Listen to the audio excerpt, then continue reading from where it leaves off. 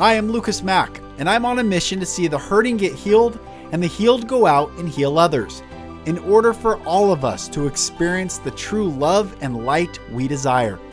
This podcast is me sharing my journey with you, so you don't feel alone in your journey. Welcome to the Golden Rule Revolution.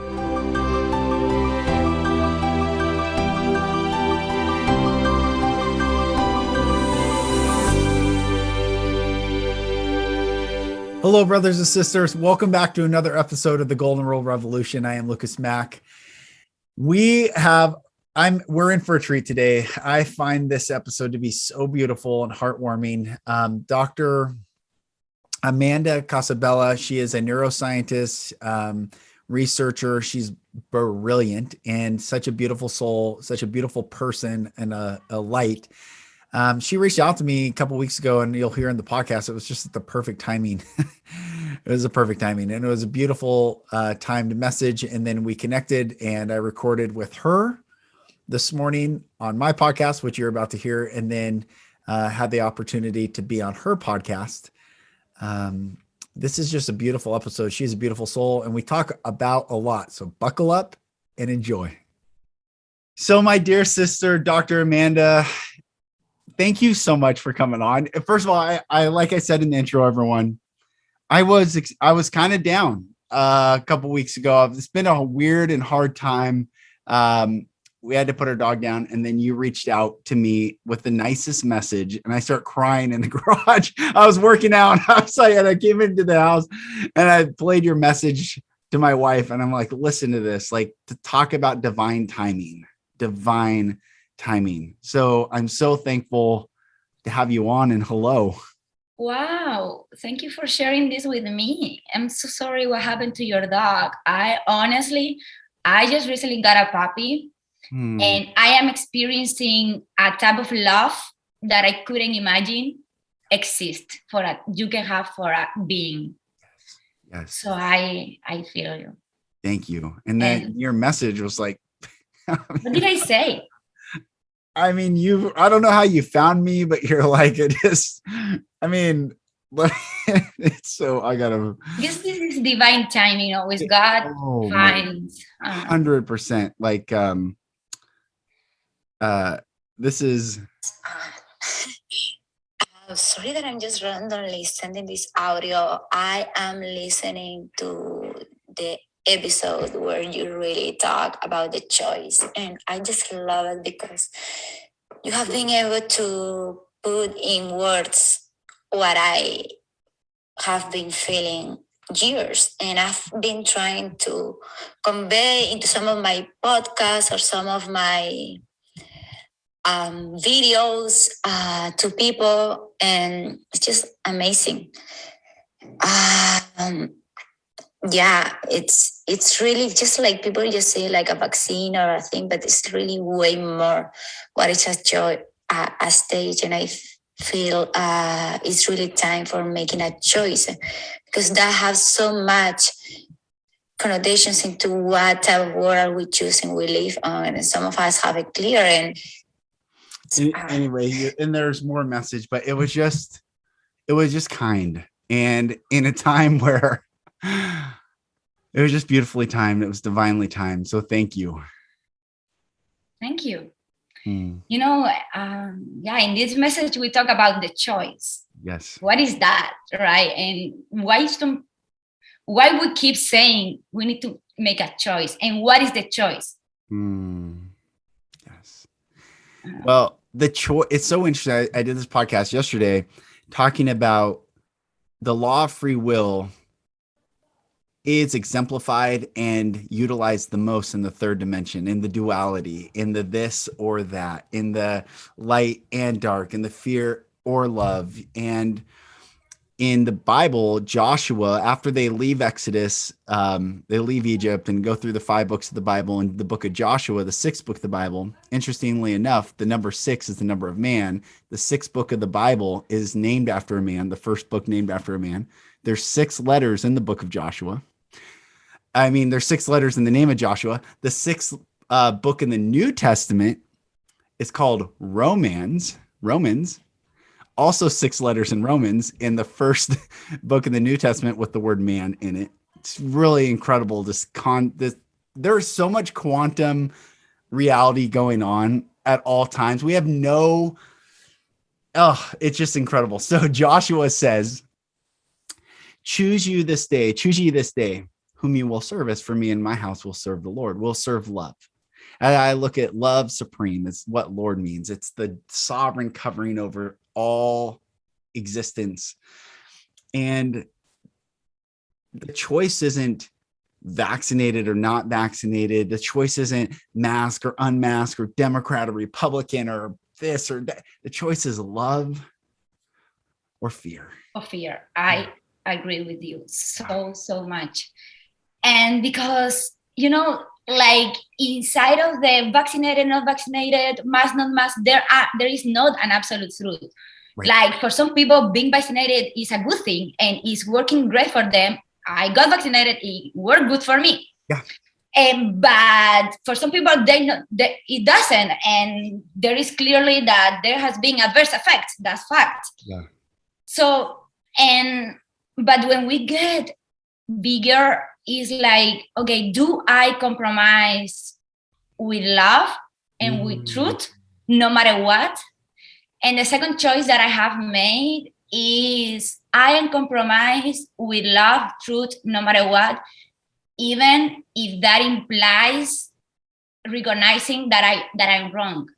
Because my identity as a human is not on the fact that I'm a doctor or that I work in science and that I'm supposed to think this and this, otherwise I couldn't be this part of this and whatever, or not even and now this is the second type of process that I am going right now. And it's so good that we are having this conversation today, because so I am maybe in the process of thinking that maybe what I have been thinking the past 6 years is wrong.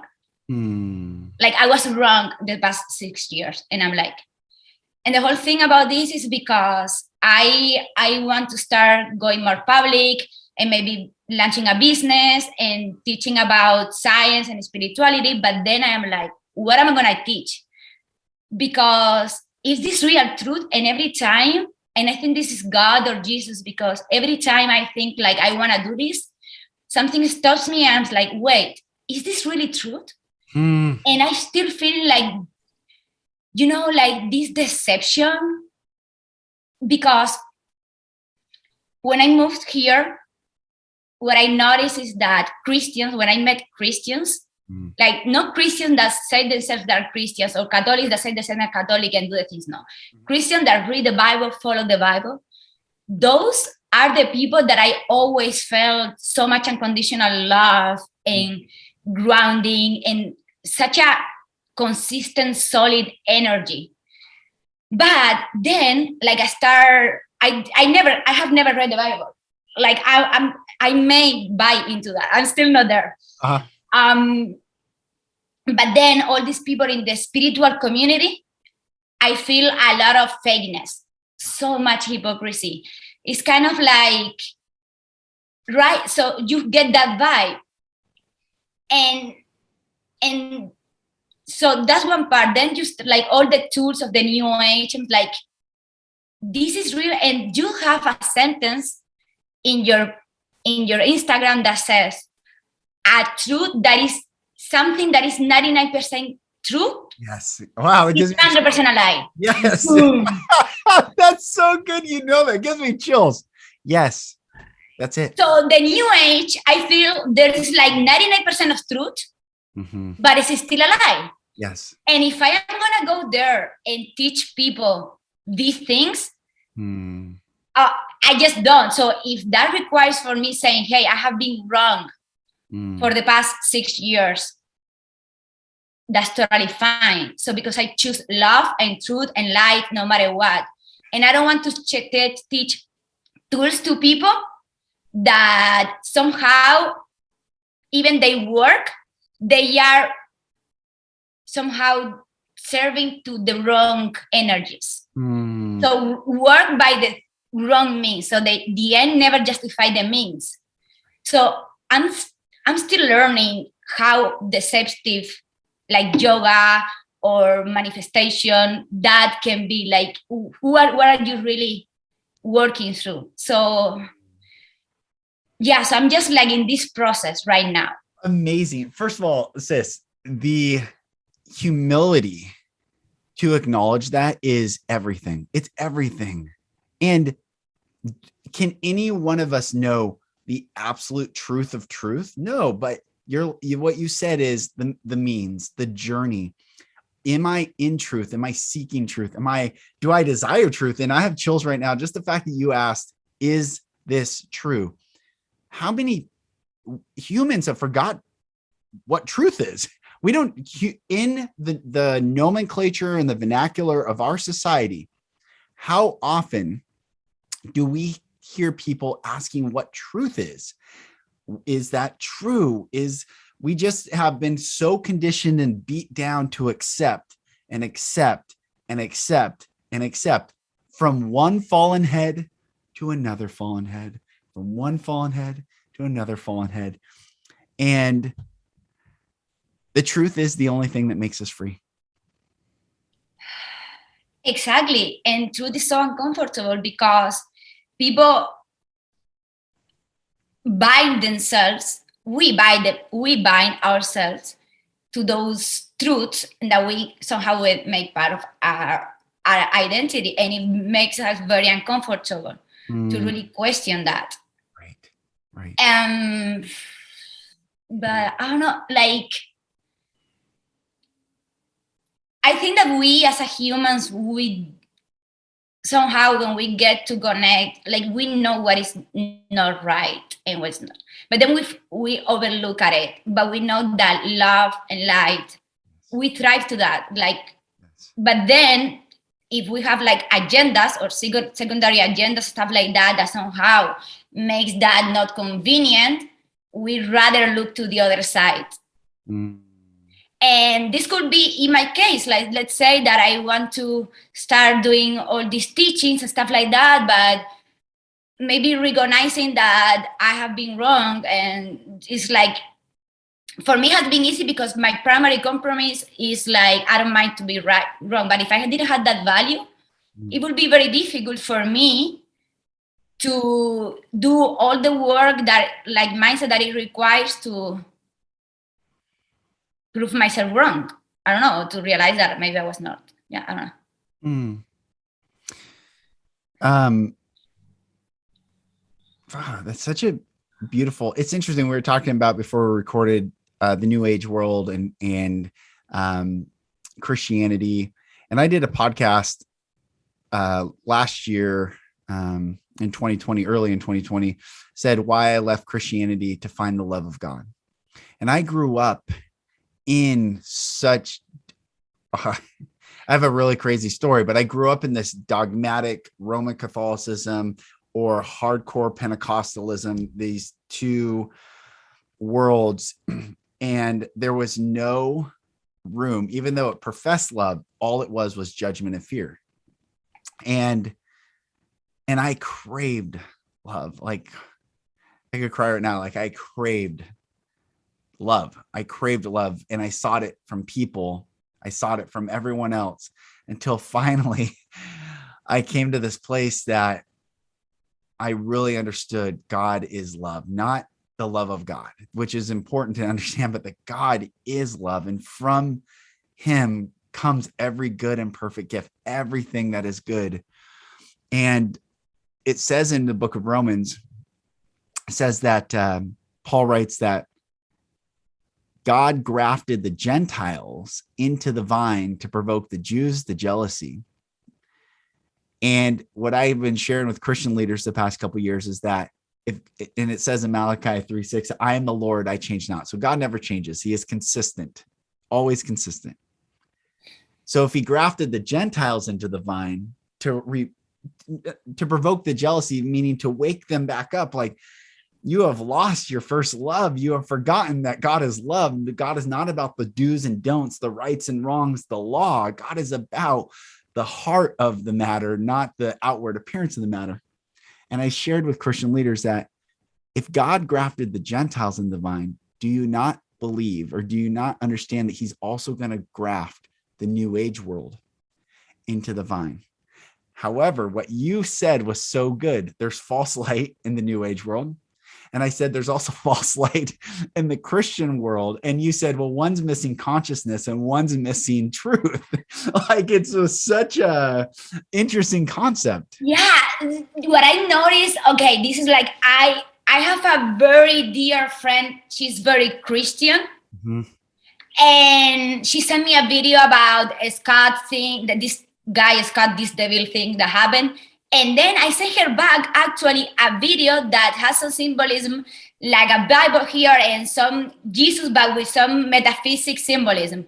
But this lady was actually a Christian talking about the New Age Jesus versus the New Age. And this lady, instead of watching the video, she says like, I did not send you this, or that you sent me this, I won't listen to this, and you are gonna go to hell if you don't accept Jesus.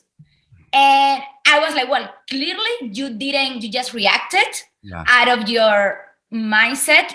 You were very unconscious. And you clearly didn't even open this video, because this video is actually talking that this difference in this lady is Christian. So it's actually a video that I was sending you to tell you that I agree with you. Right? I was sending her that video to kind of like give her acknowledgement. Yeah. But she just reacted, and she was so unconscious. And and if there is something that all these 6 years in the, let's say, I guess like New Age has gave me a lot of consciousness and a lot of awareness. Yes. And be really aware. And there's something that spirituality teaches. Yes. Because you start meditating, you develop your frontal cortex, and this really gives like the perception to be more aware of the selves, of your own belief system, of your fear, of your programming of your wounds. So we develop this level of awareness through spirituality and New Age in one way or another that pure Christians do not have. Right. But in some way, if you happen to be so lucky and blessed by God that you are born in a family well-constructed, solid values, you grow healthy. Yes. But what happens? Most of people do not. So they grew up broken. So what happens with the New Age? The New Age gives tools for awareness, conscious healing, inner work, shadow work. And of course helps people. So of course, a lot of people have found themselves saved or healed through New Age techniques. Yes. But doesn't give you groundness, doesn't give you like this complete sense of solitude, like that I only see in very Christian people. Yeah. It's kind of like keep continuing perpetuation of you are brokenness, and you need to keep finding inside of you and healing, and it's kind of like a trap. Yes. Yes. And something is always missing. And this is what I have been feeling myself. Like I was like, when I was I was agnostic. And I was like not into the New Age things and stuff like that. I was just feel like very whole and complete. And it was like when you start doing this, yes, there are advantages. I don't know. Yeah, there are advantages, but it's missing truth and deception. Yeah. I think, I'm so glad we're talking. I actually have not had on all the podcasts this type of conversation. It's really beautiful, because this is what I think, what we're talking about is usually what I'm thinking about all day long. I'm deciphering what is happening. What's the message? What is truth? Well, how does this work? These methodologies, I believe, were the New Age spiritual methodologies of experiential healings or different programmatic healings belonged to the original Christians. Yeah. The mystics of Christianity, the ones who did meditate for hours and the ones who did, and mysticism has been hijacked. That word, I used to hate that word. Like, there were mystics. Yeah, right. That's one of the things that took me out of Christianity, is because I believe there is some the mysticism part that Christianity does not teach, and it has been suppressed for some reason. It's so bizarre, but some of the most profound, like A.W. Tozer study, he's one of the most profound Christian. He was amazing. He had written like more than 100 books, some of the best books ever. And he was in Chicago in the late 1800s, early 1900s. And he studied the mystics. And when I started understanding what were these mystics, and they understood the presence of the Most High God, which is love, to walk in his presence, to breathe in his presence, to be in his presence. And that practice of, well, what we create space for, then we create more space to receive God's love. When we don't let things out, when we keep things stuck and stuffed and tight and I'm right, and that constriction, there's no room for the love of God. There's no room for God's presence. Yet that whole world has been shelved in Christianity because Romanism does not want a conscious being. And so the New Age world took these methodologies, but then they don't understand that we are not the end of all things, that we are here to like you said, the humility to be grounded in God, the Most High, the origin of all that is belongs to him. And I shared with, and I'm sorry, I'm talking a lot, but A.W. Tozer said, or no, Paris Reed, this other guy, but he said, humanism, which we can say spirituality, we can say New Age, humanism states that the end of all being is the happiness of man. Biblical truth states the end of all being is the glory of God.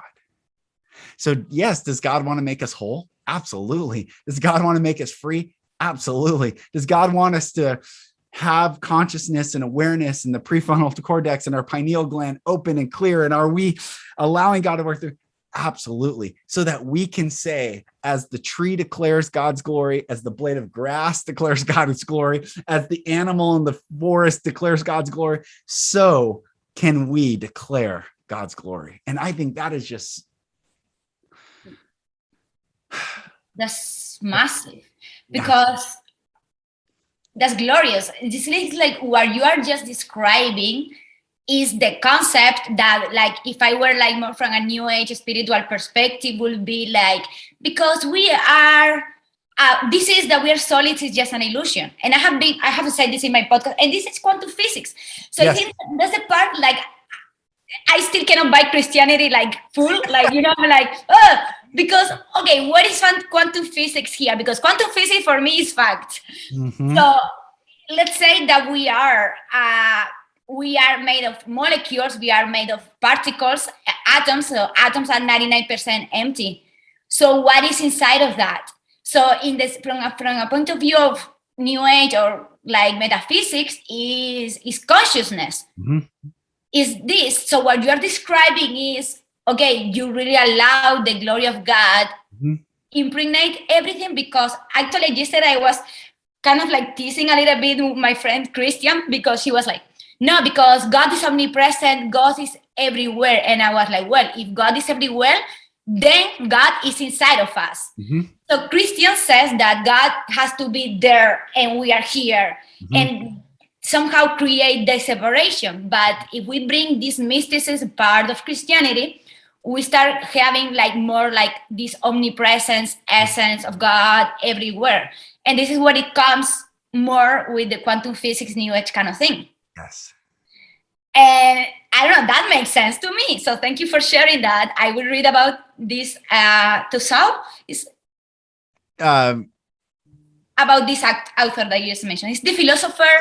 A.W. Tozer, and pay it. I'll send you all this stuff. Paris Reed. In fact, I'll send you some beautiful. I'll send you this. Yeah. Beautiful sermon. And all these men are dead. I read a lot. And what I read are no present living. I mean, I have some people that I read books that are alive now, but most of what I read are the classics of philosophy and religion. And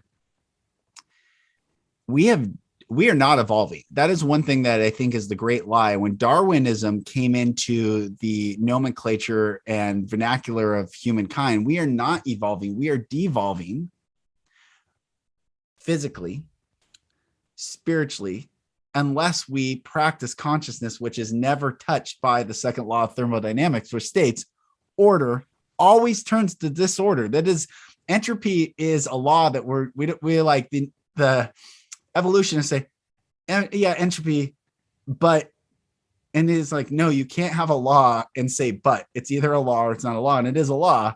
Order will always turn to disorder. However, this is the beauty of all existence, right? In the quantum, as things devolve,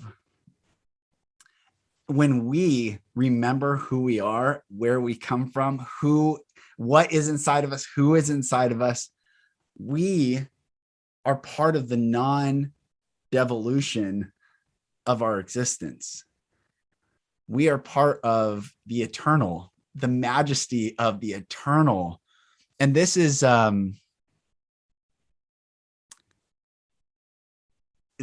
what I think has created so much ego and pride, is saying that we're evolving. We're not evolving.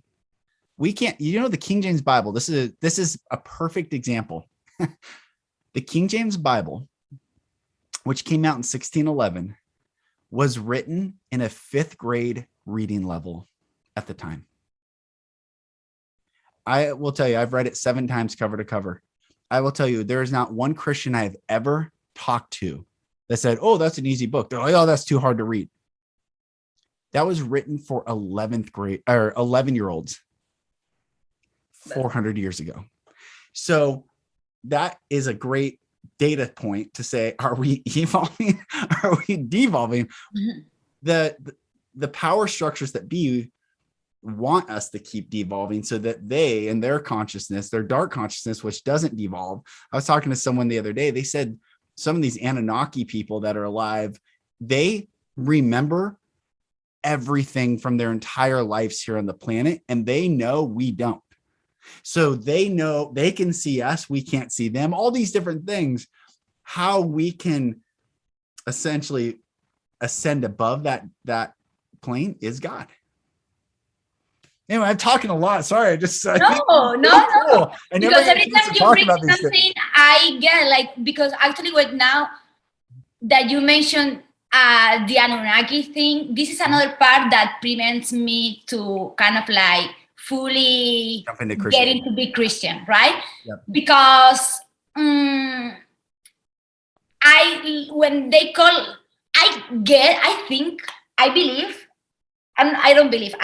I'm starting to maybe perceive that. Love it. Perhaps a little. Yeah, I get you.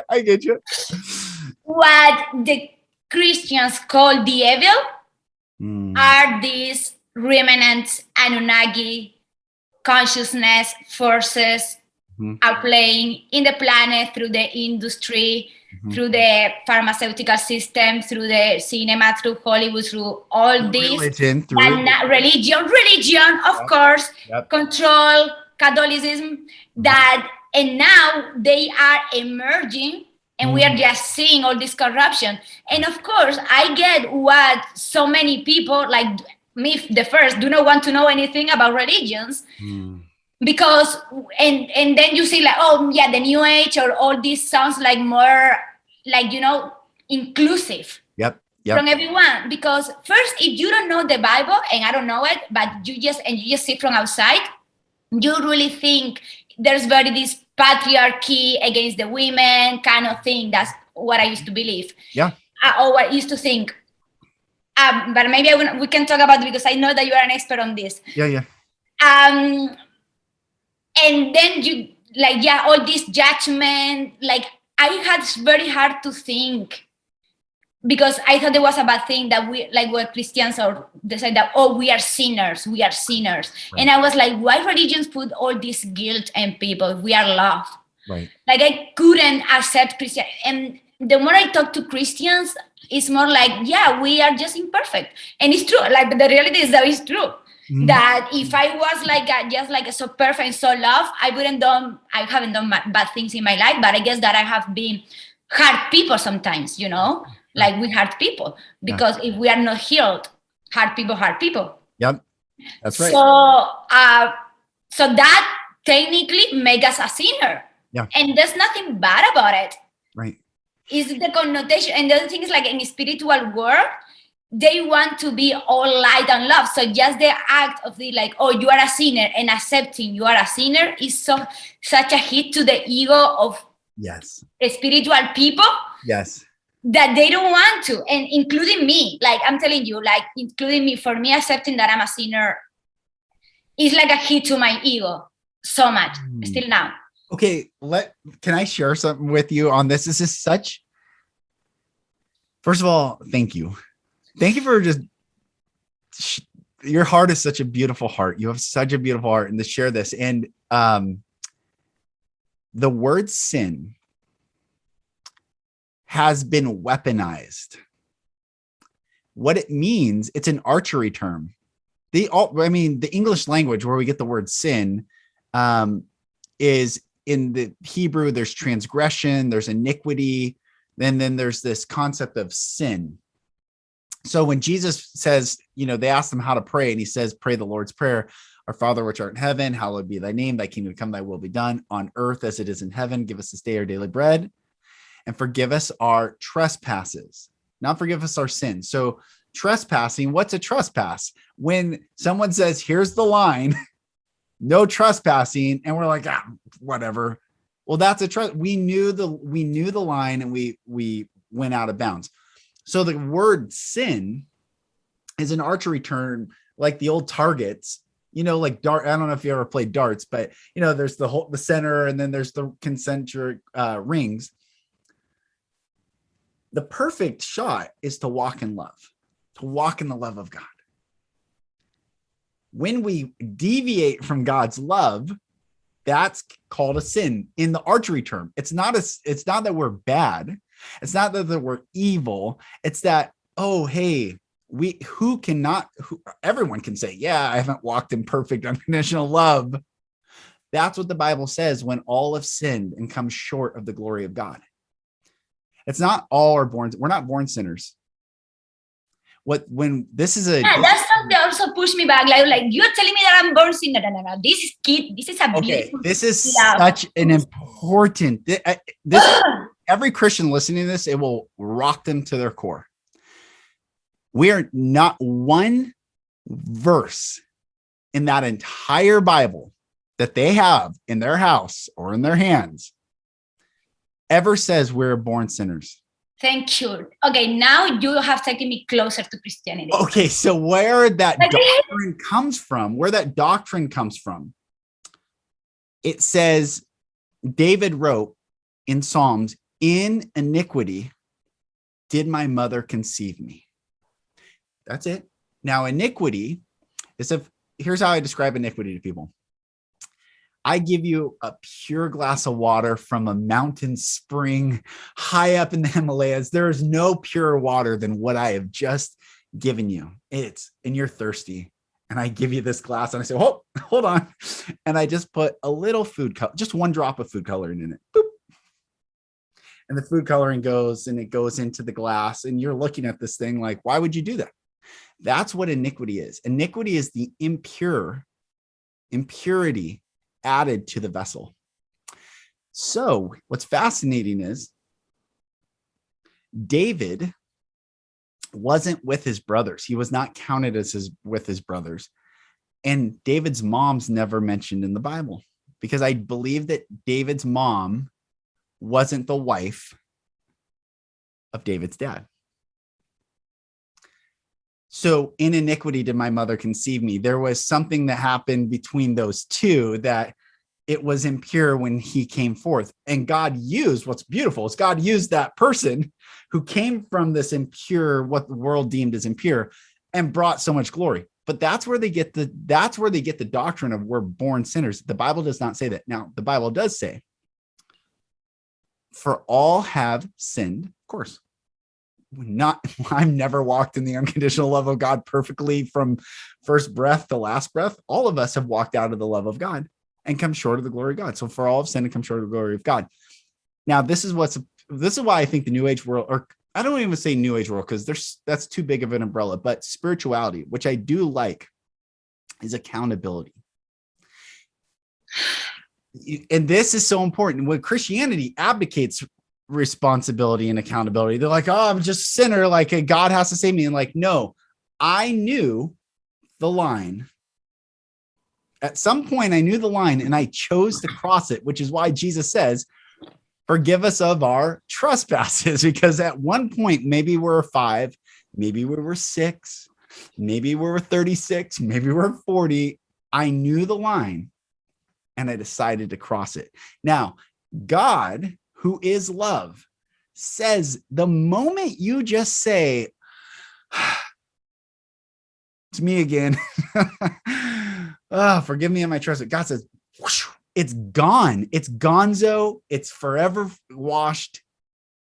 And every person on this planet must find the humility to return back to the source of all life, of all love, of all light, of all beauty and goodness and truth and joy, and say, oh, yeah, I didn't. Humility also comes like when we don't attach meaning like to the word. Yeah, like, my identity. You are like seeing all this negative connotation. Yes. Then you cannot be impartial about it, about things. That's right. Because then you take it personal. That's right. So which is like what I did, except for example, what I reject this word in one way or another. Wow. So I'm sorry, I'm just like, I have been thinking that you are, I still like, have so many questions in where the other thing that, okay, something that you just mentioned is accountability.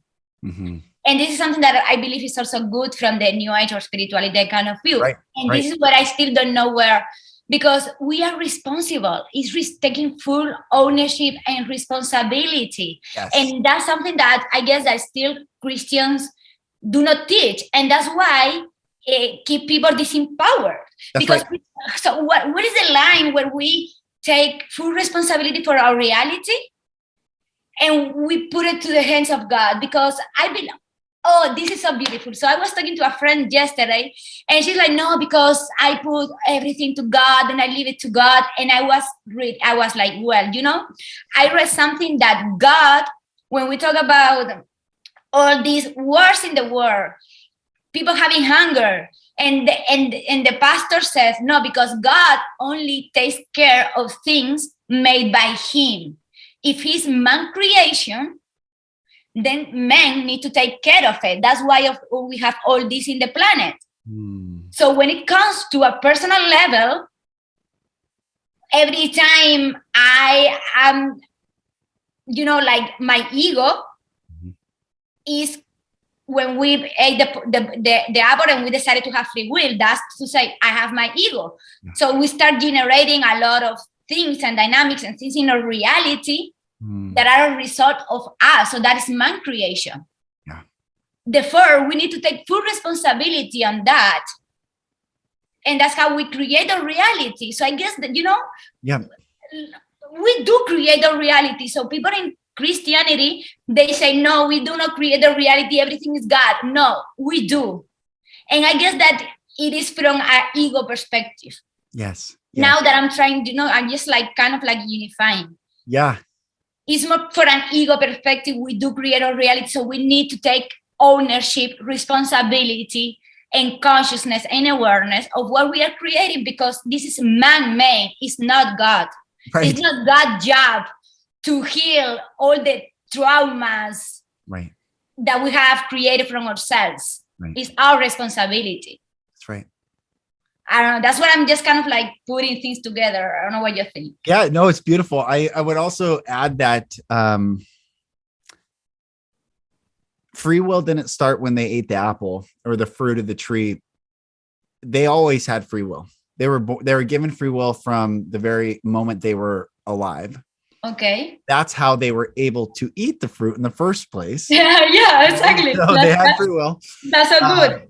And it wasn't the first sin. This is also important. The Bible, I'm a literalist when it comes to the Bible, but I'm so literal that it makes it quantum physics truth, not literal fundamental Christianity. So and I would have to read it and explain it while we were going verse by verse, but the first sin was when Eve added into the word of God. So in Genesis chapter 2, verse maybe 16, he says, of every tree of the garden, you may freely eat, except for the tree of the knowledge of good and evil. You shall not eat of it. For in the day you eat, you shall surely die. So he just says, don't eat it. That's all he says. But in Genesis chapter 3, verse 1, it says, now the serpent was more subtle. Subtleness is nuance. And when we're not conscious, we miss nuance. Which is what happens in the New Age. All the time, though we miss the nuance. So the serpent was more subtle than any beast of the field which the Lord God had made. So God had made the serpent subtle. This is a very important point that Christianity teaches, that Satan is this counter force. Well, true, but God made him the counter force. He is not equal to God. He serves God in this purpose of duality for us to realize, come back to God and say, I chose this or that. If without the serpent, we would be robots. Without the serpent, there would be no conscious intentionality. Without the serpent, we would not know the fullness of the love of God to say, oh, I blew it. And God, restore unto me the joy of my salvation. So the serpent says, are you sure God said, don't eat of every tree, the knowledge of good and evil? Are you sure God said that? And the woman replied back to him, and she said, God said, we shall not eat of it, neither shall we touch it, lest we die. So she added, God didn't say don't touch it. He just said don't eat it. He said, don't eat it or touch it. As soon as we add unto God what God says, God just says, love me and love each other. That's it. That's the 10 commandments. First 4 commandments are all about loving God. The final 6 commandments are all about loving each other.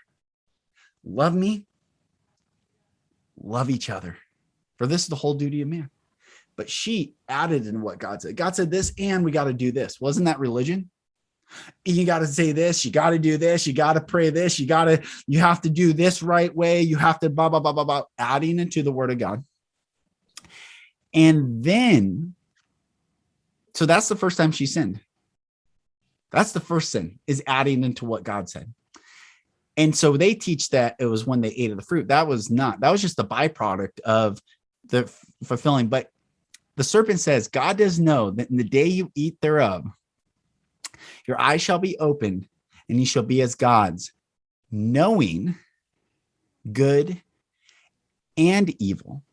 And that word knowing is the same word meaning intimate sexual relationship. So the Bible says, and Adam knew his wife, or he knew her, and they bear a son. It means that.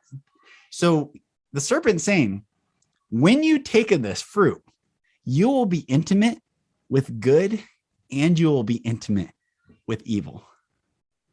Then 6 books later in Joshua says, now that you've understood the fullness of the intimacy of good and evil, choose you this day whom you will serve. As for me and my house, we'll serve the Lord. So sorry, I'm just going down this. Oh, this is so beautiful. Actually, let me see if I can grasp this line of thinking. Because first, let me think. When I was against or not really accepting Christianity and stuff like that, I said yeah, because by the Bible telling people you should not eat the apple, which is the fruit of the knowledge, they are keeping people unaware, unconscious, right? Because you don't know what is in the world. Right now, I believe that the only way humanity can awaken is these beautiful things, but look, all these dark things are happening. That's right. It's not that you're going to take them But you need to recognize this is happening. This is evil, and this happens in the world. You cannot know love and light and fully embrace love and light if you are not recognizing all the satanic, child trafficking, That's right. bad things happening in the planet. That's right. If you keep denying, you are delusional. You are still in the delusion. Yes. Yes. So we need the whole spectrum. Yes. Yes. Right? And then we choose. Yes. But otherwise we cannot. So I think that, and I follow some Christians that are very pissed off with Christians right now because of this. Yeah. Because they are like, guys, you cannot continue sugar cutting, like wake up. Yep. They want to keep like all this correctness and stuff and keep in denial and like blind in denial. Mm-hmm. So that's one thing. And so, yeah, I don't know. So I don't know how that correlates with God, but we do need to know evil. Yes. We do need it. Yes. And the whole thing, another thing is like from a Kabbalah perspective, or which according to Christians is also demonic. I don't know. No. Well, yes, but it's not. It's but keep going. Or maybe a tool. I just don't know anything. Yeah. But God is experiencing itself through us, because God is everything that it is. So that implies that it's evil. I don't know. I just don't know. But if it's everything that it is, and God, well, this is a conversation with God that also Christianity doesn't like. But it's kind of like God is experiencing itself through us. That's technically, I don't know if that is. I think it's beautiful, because remember I was saying the end of all being is the glory of God. So if God is experiencing his creation that he made through us, and he allows the separation so that he can see the separation, but also gives everyone the ability to come back to realize, whoa, and then God really fulfills his own desire, not from the narcissistic ego perspective, but from the truth of like, apart from me, you can do nothing. What is evil? EVIL. Reverse those letters, LIVE.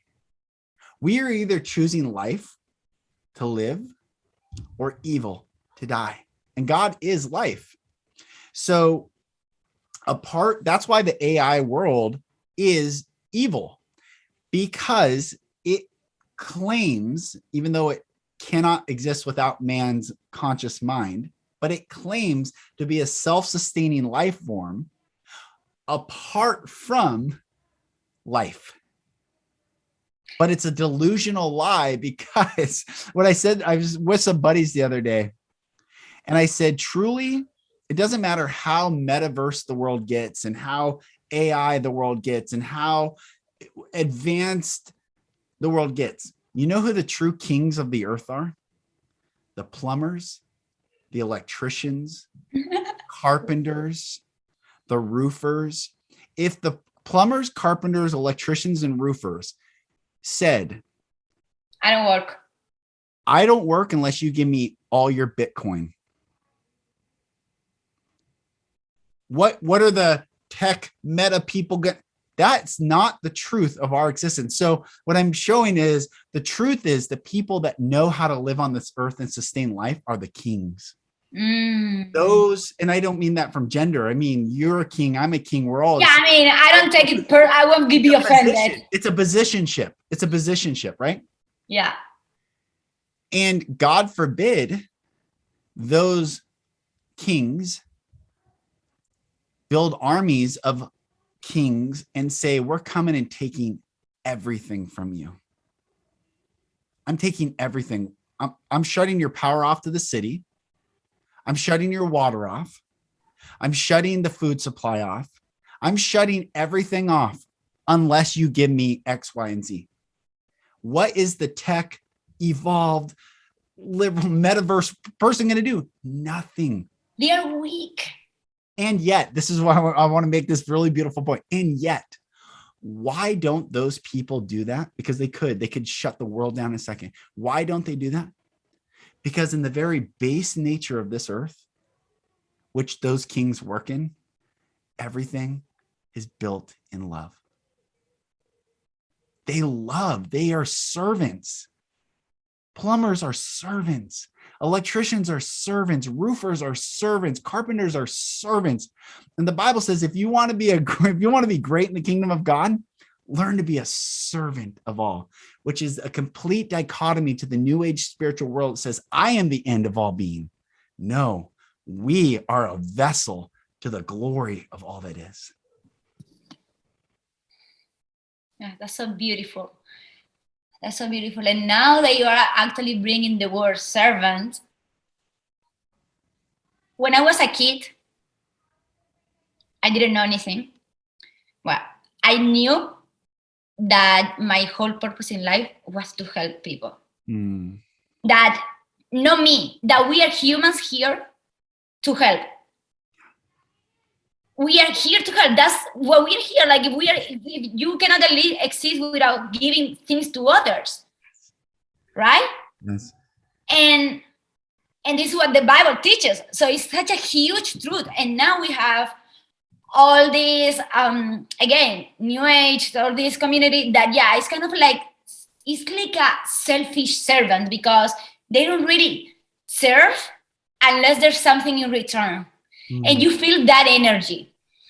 And then again, something that I have been listening a lot to Christians that have left the New Age, they talk about and they put consciousness like to the fact that how selfish it is, the concept that we are God in nature. So it's like all self-centered, to be the best you can be, to be the right. And through this self-centered thing, we forget that we're here to serve. Yes. Which is not, that, but there is a limit, right? Like you cannot serve to others if you have not served to yourself first. That's right. You can't like give you need to put your mask first. That's it. Your oxygen first. So what is the line there? Yes. Because I think that some people take it too personal, that me personally, oh, I'm such a good person, I give to others, and then I'm starving. Like I used to be like that. And in the spiritual community, they take my first so serious that is selfish. So what is the bottom line? Or also, last question for you, like what is happening right now in COVID or these things? No, because you need to get vaccinated to help people. Right. And to be a good person, and they are using you are not a good person if you don't get vaccinated because you don't think of the other and you don't wear a mask if you don't think of, and I'm like, that's bullshit. Yeah. Yeah. I'm just like, that's bullshit. Starting with, because again, you get vaccinated, you get the virus, you can replicate it and you can spread it, period. Yeah.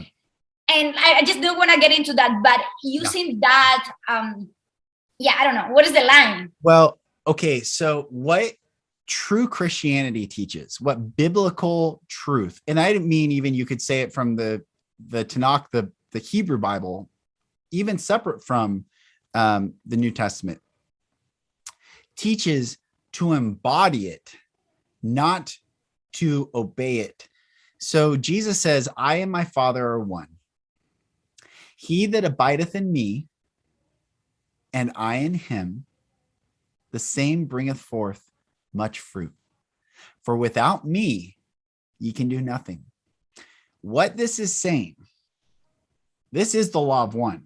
The true law of one is that when we go back to the Father, Jesus says, I and my Father are one. So right there, the Father is who Jesus is in.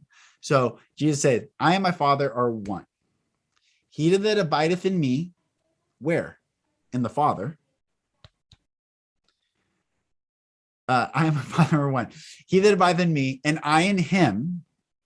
So that's what you're talking about, the quantum physics when we consciously understand that we walk in the love of God and the love of God walks in us. It's not so much, do I trust God? Can God trust me?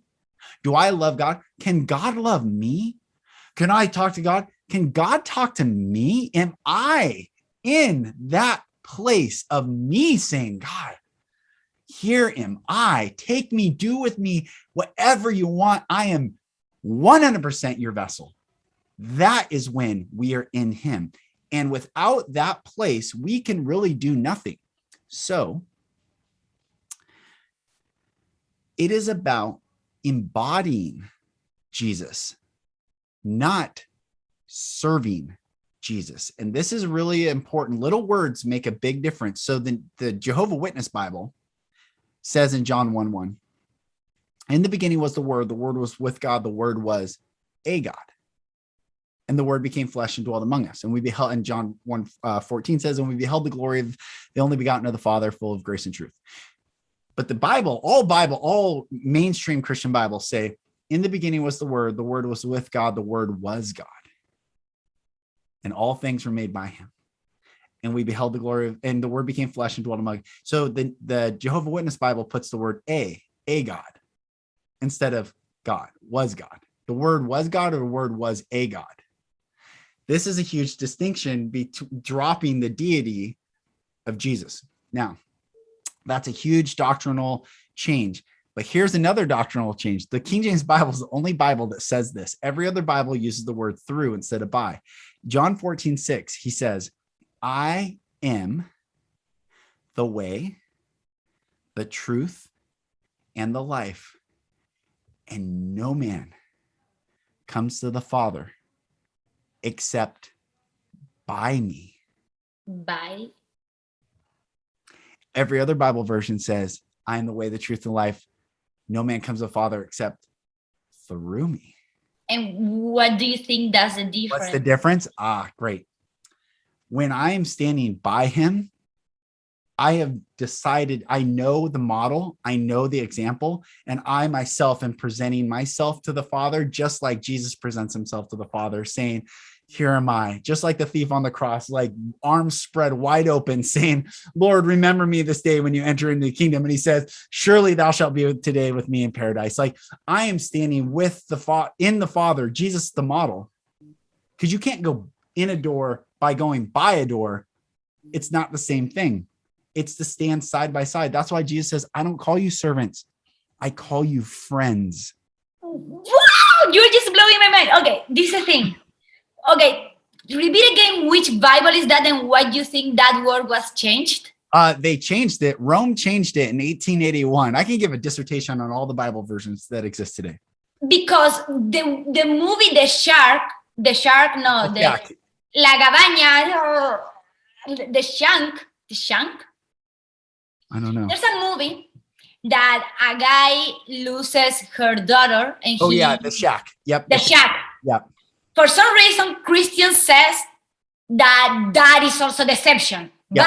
But you should not watch the shack if you're a Christian. Yeah, God's a woman in that. Oh, black woman, by the way. Yeah, exactly. I watch it and I'm like, this is so beautiful. I don't understand why Christians said that.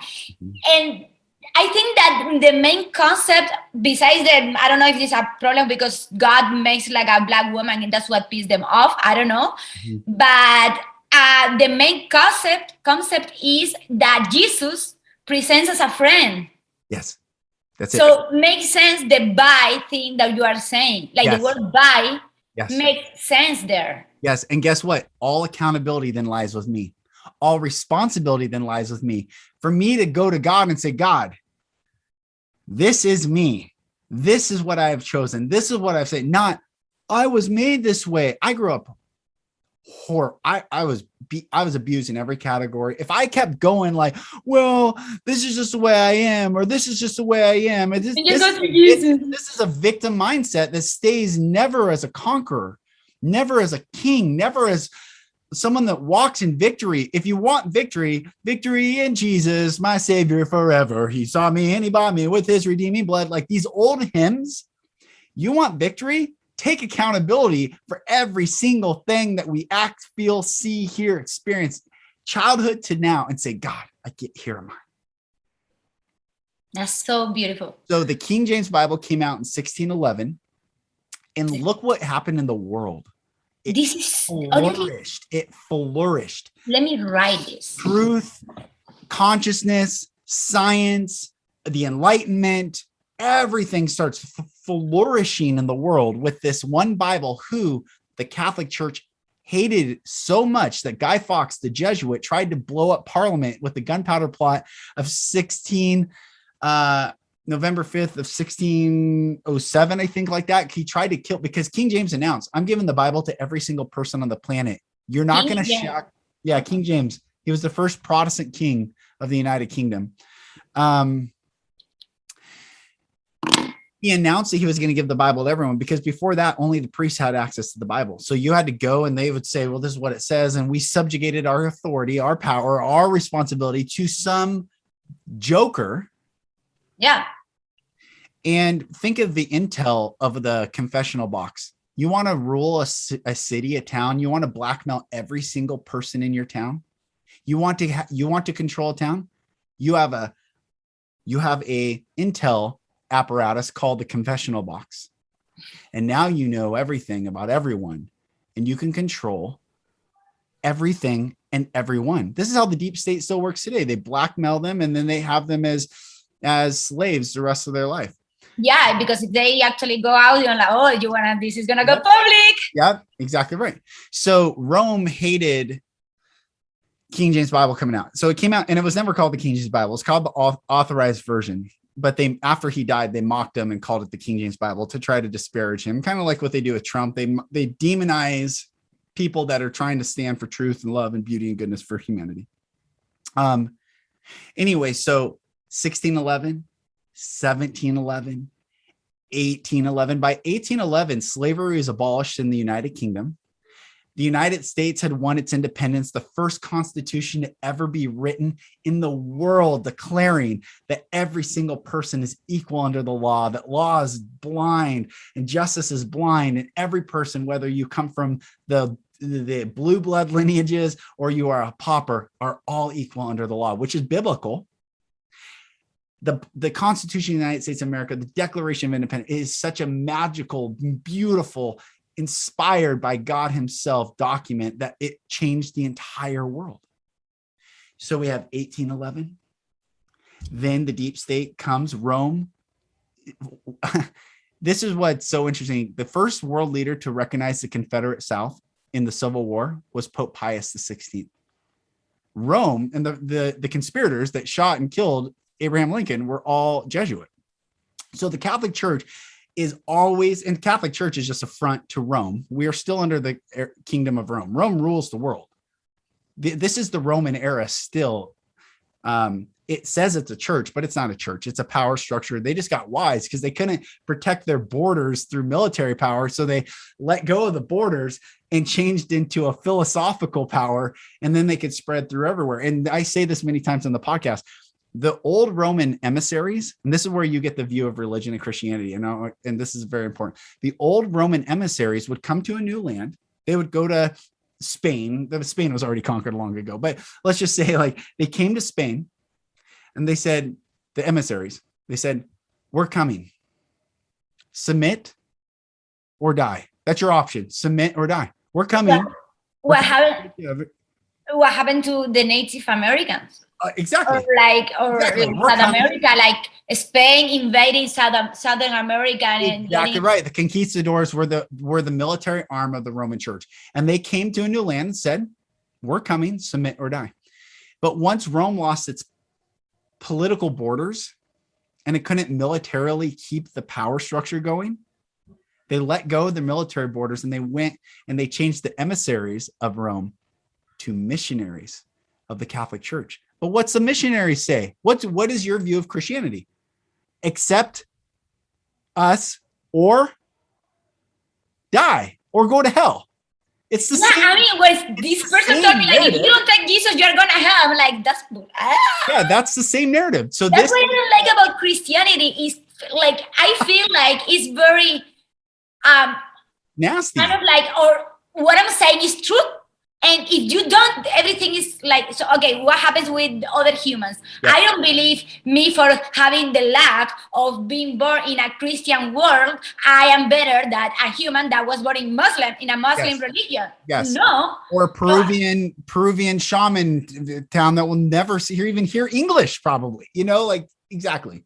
So what's the answer to this? Because like really only the way is through Jesus? What happened with the Muslim? They are beautiful humans as well. They are beautiful humans in all religions, all societies. are you really telling? I just don't understand that. I have a beautiful answer for that. Let me finish real quick the Bible thing, and then I want to answer that. Okay. So then 1861, we have the American Civil War. 1865, it's done. They kill Abraham Lincoln. Then the deep state starts taking control. In 1871, we declare bankruptcy. We take central bank money. And then the devolution of from the 1880s onward, the progressive era starts in the 1880s. And the deep state, Rome, finally took control of the United States. And thus, the rest of the world was already captured, but they now had their foot in the United States. So from 1611, the Bible comes out and the world flourishes. Humanity changes. Like the world is changing in beauty and goodness and truth. And the other world governments are starting to base their constitutions off the United States Constitution. And this is the Renaissance. Yeah, this is the Renaissance. This is the beauty of what's happening, the Enlightenment, and all these things. Then the American Civil War. And then the deep state takes control. And then in 1881, so you have 1611, it comes out, 1711, 1811, almost to 1911. Why did 11? Well, it came out, I don't know, it just when it came out, but I'm saying almost 400 or 300 years. In 1881, the revised version came out. And it was all this new Bible done in secrecy by a whole bunch of Jesuits and Roman people. This is what And every Bible since 1881 matches the revised version. Doesn't matter if it's the New King James, doesn't matter if it's the ESV, the CSV, or any Bible that exists, the NIV, the NASB, the blah, blah, blah. Oh, there's a gazillion Bible versions now. They all say the same thing as 1881. And Christians don't like the King James Bible because they say it's too hard. And that's what I meant when I said earlier, it was written in a 5th grade reading level. So we are not evolved. We have devolved. Let's have enough humility to go back to the old ways. But they changed the word by to the word through. So I share all this is that's when it started, the progressive era and this egocentric, narcissistic, and then all the world wars happen. World War I, these people are evil. And they're evil in religion, they're evil in government, they're evil in pharmaceuticals, they're evil in medicine, they're evil in education. They are evil. And EVIL leads to death. LIVE leads to life. And this is what they've been killing us in the name of virtue. Technology advancement. Oh yeah. Ooh, you can be in the metaverse and you can actually advancement of the science. Oh my gosh, it's so crazy. So that's when it changed. And that's when religion changed. But to get back to your, what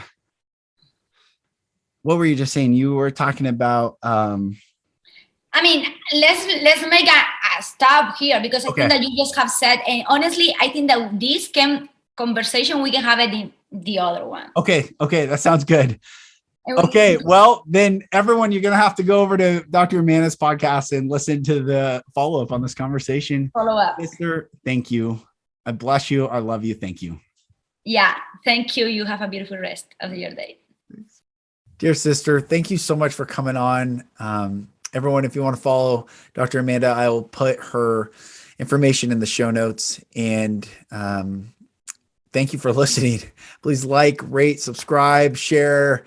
Let's spread the word. It is time to rise and love and light. And it is time to not hide anymore your light. Be the light wherever you are and watch the world around you unfold in such beauty and majesty. It's time. We're here. No more playing small. No more second guessing. It's time. So I bless you all. I love you all. Thank you so much. I just appreciate, I get so many I've been getting a lot of kind messages lately. And I just want you to know it matters. Not because I have insecurity of like, whoa, no one say anything. It's just, I'm here, I'm just being myself and sharing from my heart. And it's a blessing. It's really nice to hear. And I receive all the beautiful messages. So thank you all. I bless you all. I love you all.